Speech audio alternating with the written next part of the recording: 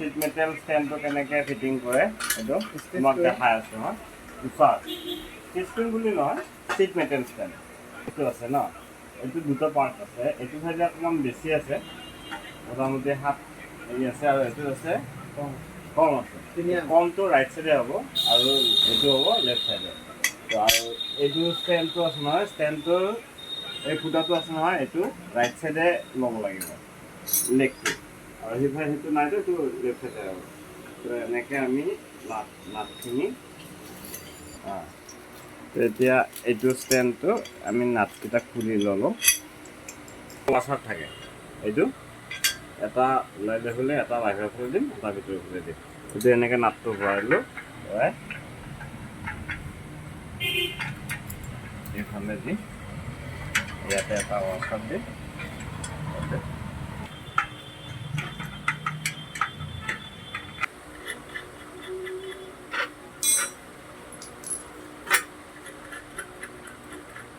ওপৰৰ পাৰ্টটো খুলি ল'লোঁ এনেকৈ নাটটো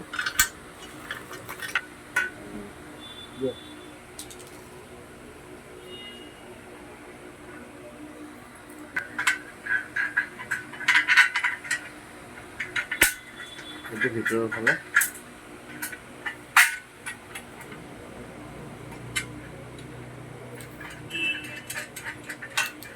নাটবিলাক আমি এতিয়ালৈকে টাইট কৰা নাই ৰেঞ্চ দি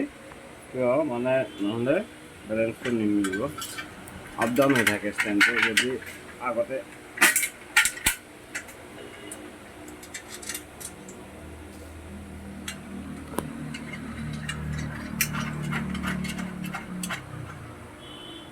এতিয়া মানে কি হৈছে আমি টাইট কৰা আগে আগে এইটোতো হেৰিটো আছে নহয় এইটো ওপৰত ধৰিম এনেকৈ যাতে চকাটো হেৰি নহয় আৰু টাচ নহয় এইটো কাৰণে দুই চাইডে আমি এনেকৈ টাইট কৰি দিম ইয়াৰ পিছতহে আমি ৰেঞ্চ দি কৰিম চবকেইটা নাট একেলগে টাইট নকৰোঁ অকণমান লাহে লাহে কৰি এইফালে এটা কৰিলোঁ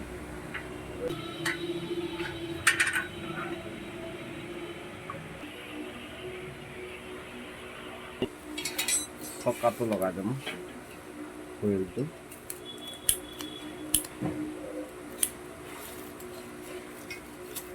কিন্তু এনেকৈ যে এই বস্তুটো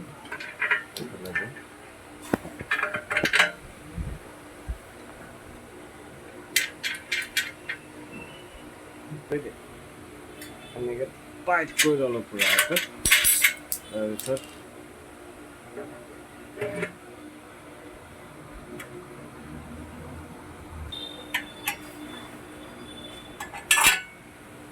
টাইট কৰি দিয়া হ'ব তাৰপাছত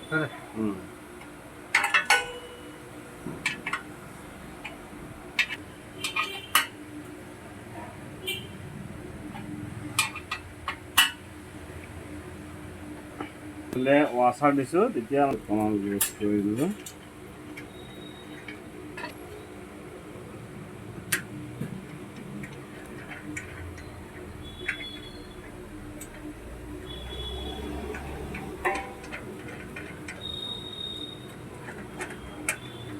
চৈধ্য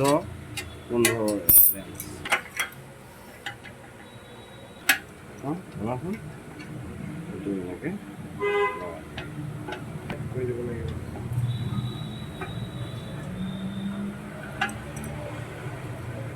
হ'ব